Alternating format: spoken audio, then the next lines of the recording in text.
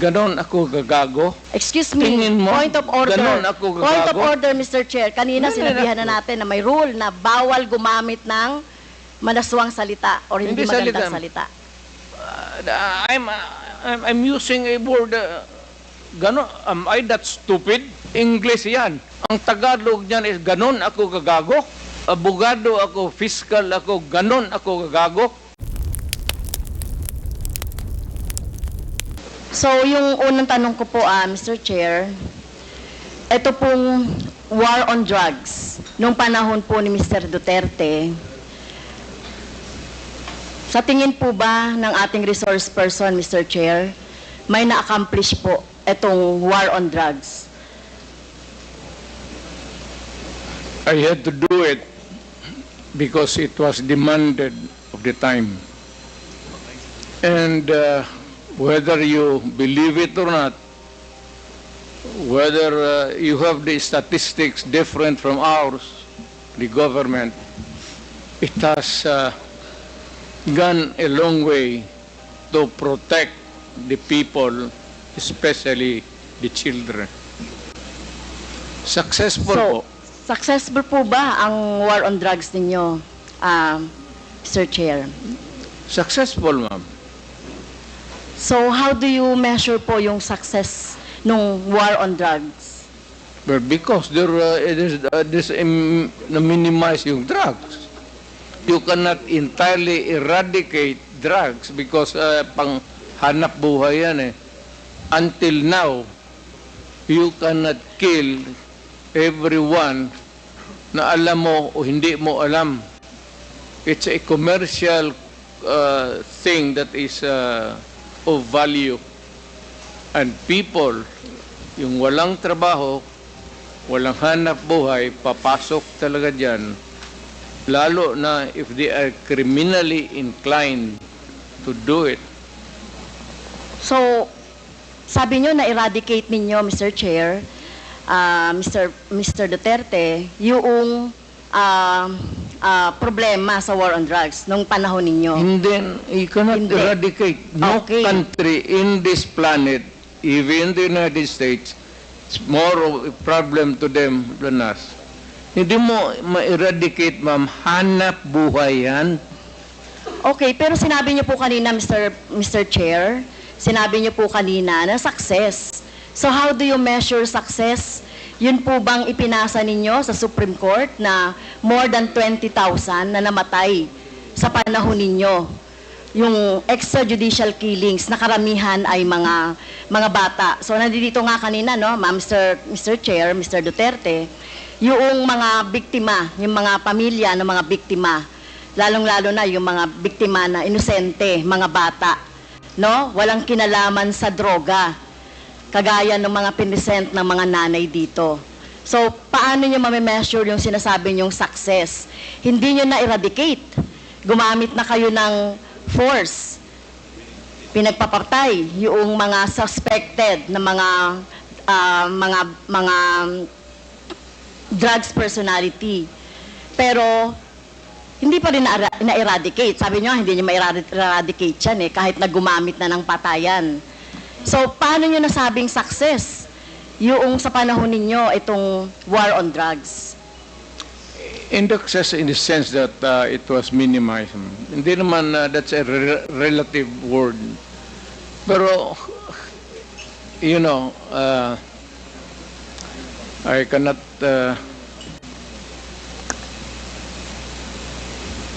Minimize, basta ginawa ko yung dapat kong gawin sa panahon ko, ma'am.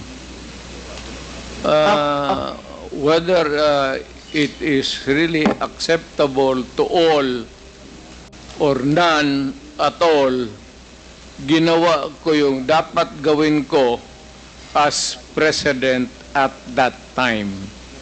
Now, if you are asking for accountability, then if you can, I said, ina-admit ako naman, file the case, and I will go to jail willingly if you can prove the case, because this is a democratic country and there is a democratic process.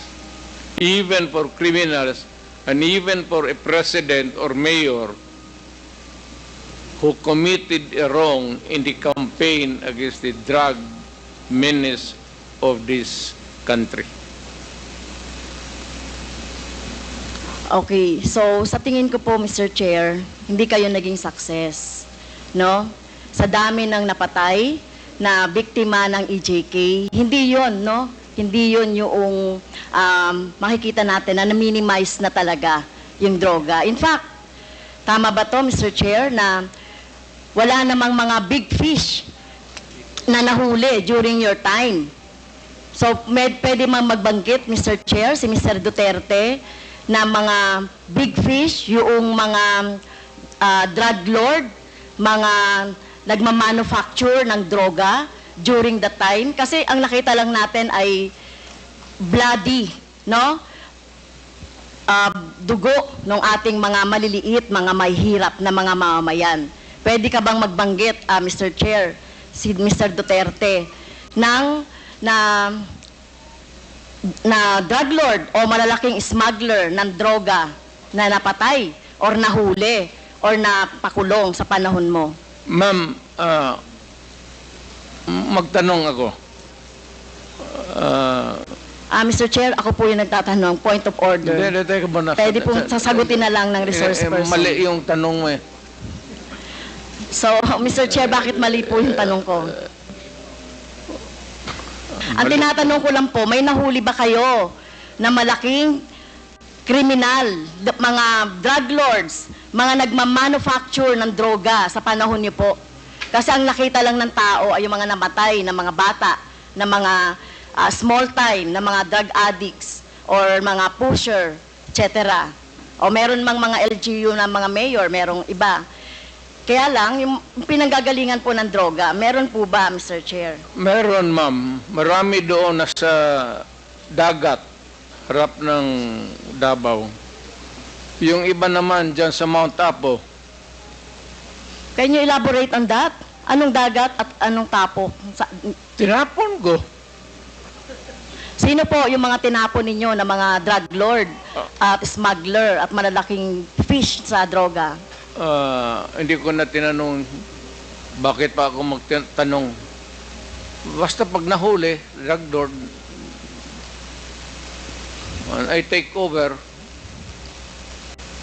lagay ko sa bangka, pagdating doon sa dulo, talian ko yung kamay pati paa, tapos itapon ko.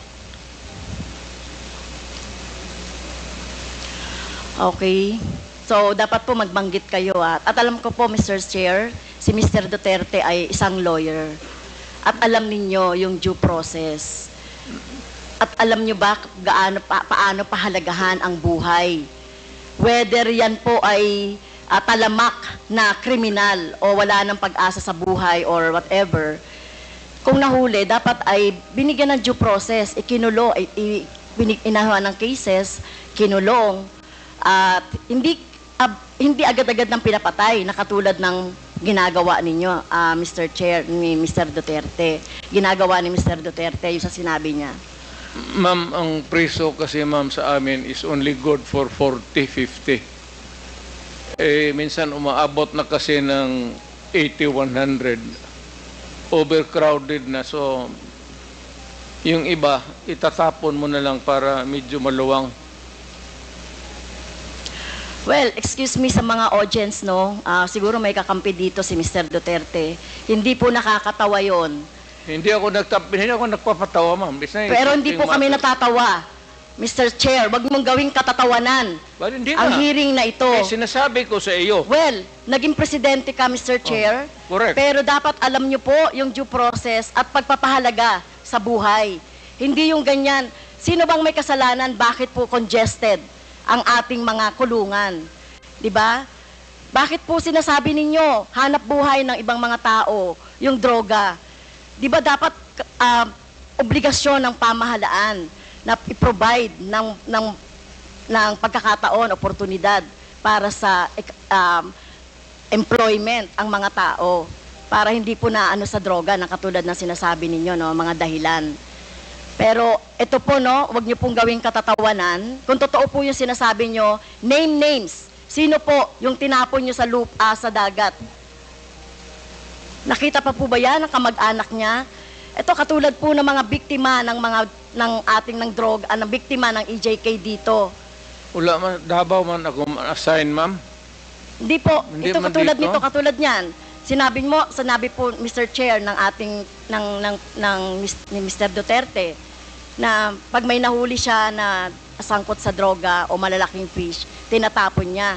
So ganun na po ba ka-cheap or wala kayong pagpapahalaga sa buhay ng tao? Kaya sa panahon ninyo ng war on drugs, no wonder 30,000 or less ang namatay sa panahon ninyo. Sa halip na gawin ninyo ay i-rehabilitate, bigyan ng trabaho, pero ang ginawa ninyo sa mga pulis, utusang patayin ang mga biktima ng droga.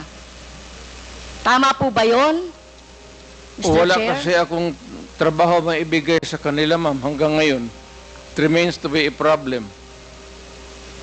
And what you're mounting is still the same problem that we have had for all these years. Hanggang ngayon, nandiyan pa rin yung droga. Hindi yun imam tatapos. Hanap buhay nga.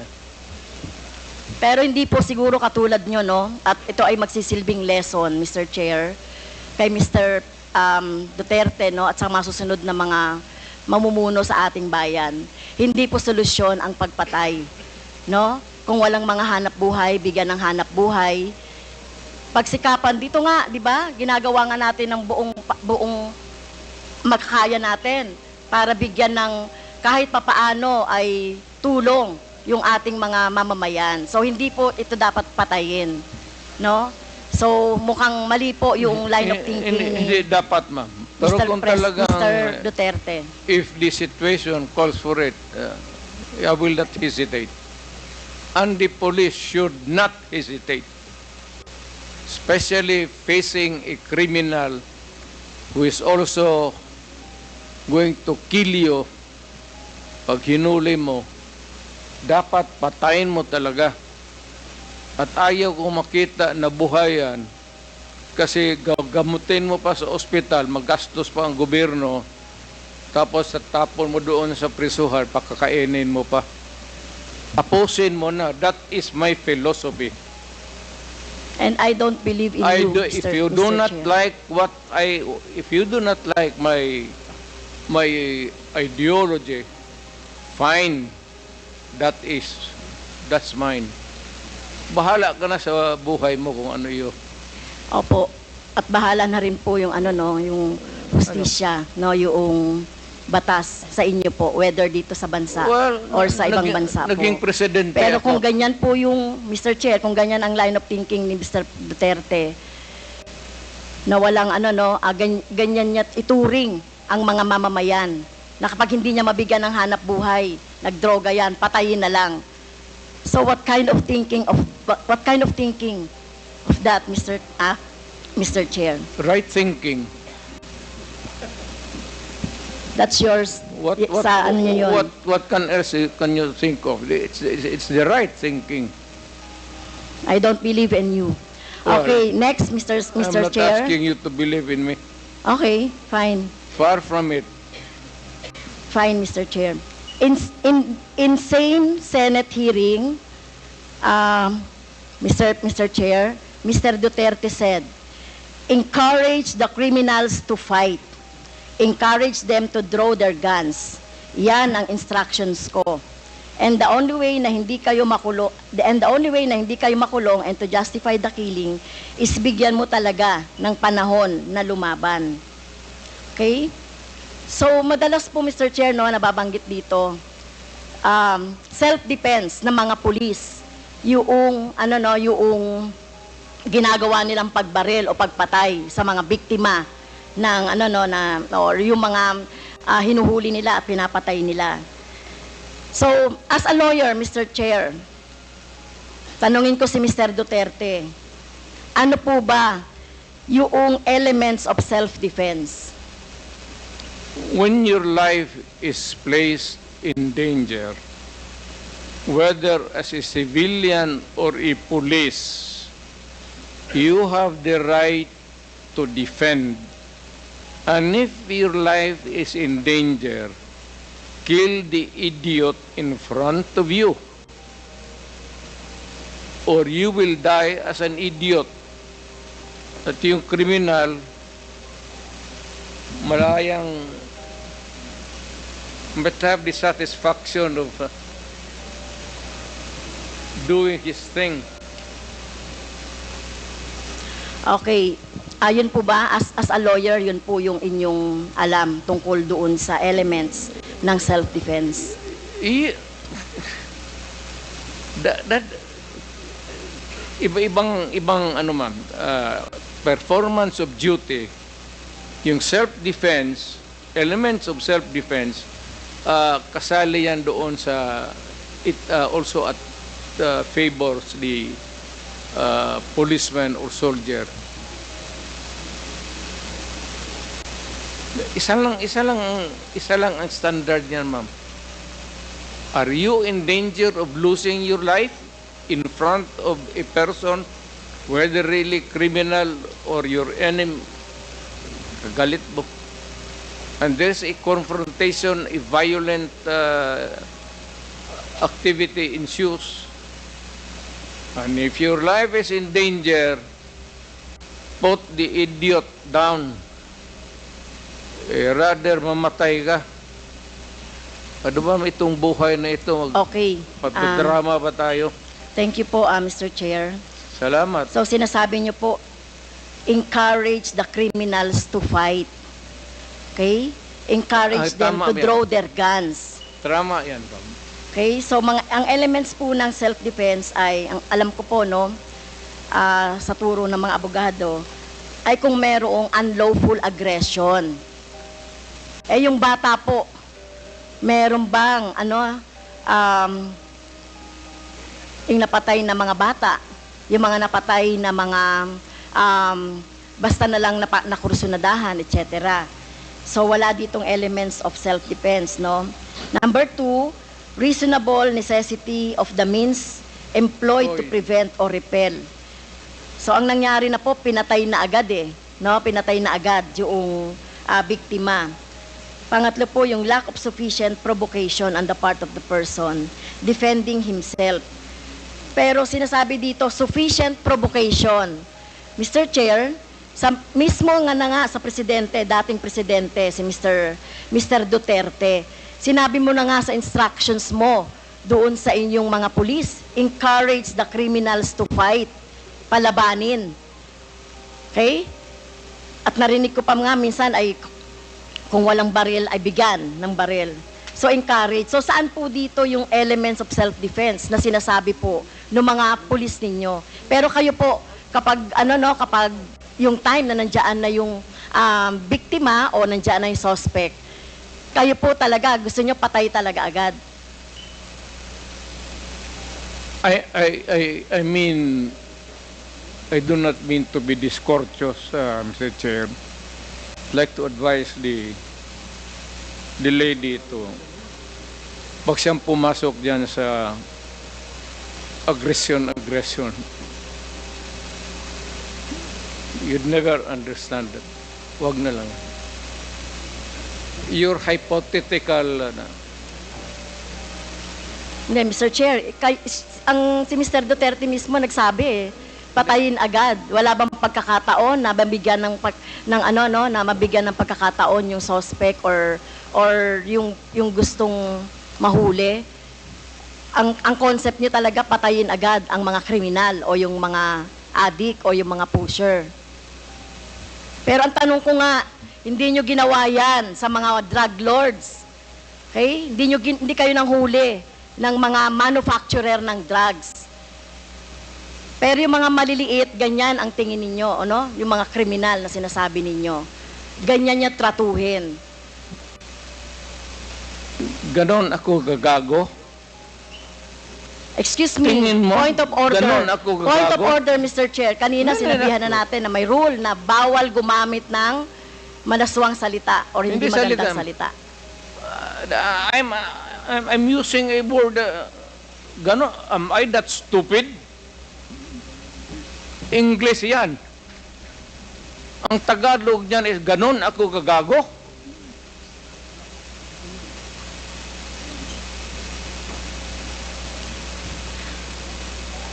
Abogado ako, fiscal ako, ganon ako gagago?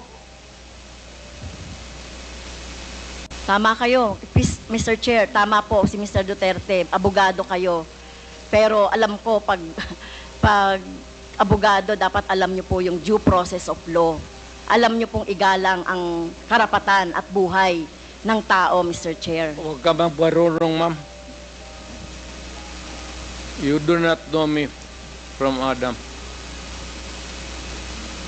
Basta na lang na anong narinig ninyo yung that's is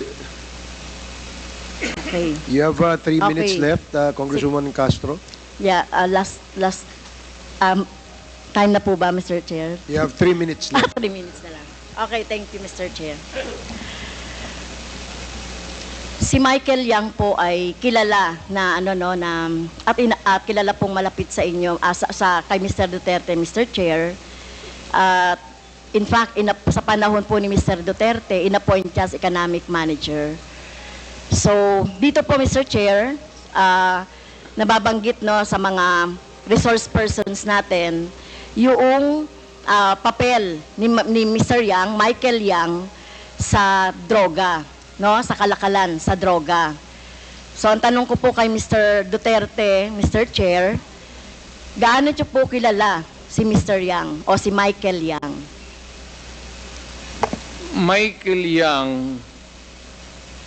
is an owner of a big department store in Davao City. Nag-irate yan, ako ang nag-cut ng ribbon sa department store niya. And every businessman, whether ang background mo hindi kung saan ka galing impyerno, if you want to have a picture with me, I will gladly oblige you. Even the criminals. Alam mo, do not confuse your, just because they are Chinese and they suspect you. Michael Yang is out there. He has not been arrested. Wala namang dossier na pinapakita sa akin. Kung mayroon ako na ang pumatay, hindi na kailangan ang pulis. Ako na mismo ang... Kung may ebidensya po tayo na involved siya sa droga, papatayin niyo rin po si Oo. Michael Yang? Ako? Maniwala ka? Kung may mga ebidensya po, Oo. papatayin niyo? Sasama, tawagan kita, kasama ko. Hindi po. Ayokong maging... Samahin Ayoko kita. pong maging katulad Ikaw ninyo, yung Ayokong masama witness. doon sa patayan. You will So, be hindi a po. witness to a murder. Hindi ko po gagawin yun, Mr. Chair, sumama kay Mr. Duterte para pumatay. Yan ang problema mo.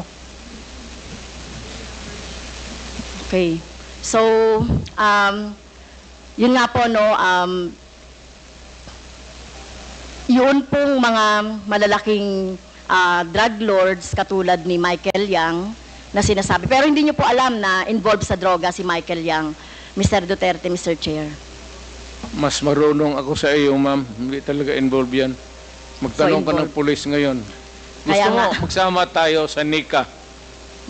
Sama tayo sa NBI. Ngayon, pagkatapos nito, kung may makasabi sa iyo, may isang ahente na involved yan, yan lang ang suspitsa nila kasi pagka-in-check, yan, pagka sama-sama ng... Hindi po. Ganun yan I ang beg to may- disagree, Mr. Chair.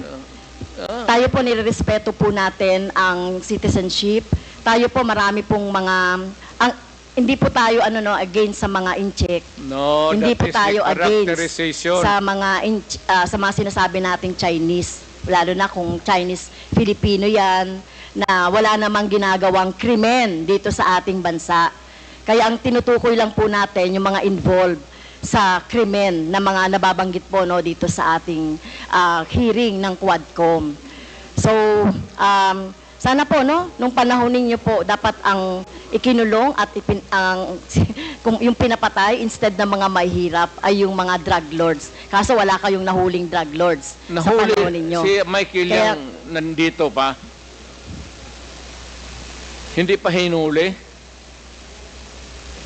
At bakit siya hindi nahuli? Anong ginagawa na itong magkagong pulis pati? Alam niyo po ba kung nasaan si Michael Yang? Nasa Davao, either dito o nasa Davao. May malaking tindahan yan. Negosyante yan.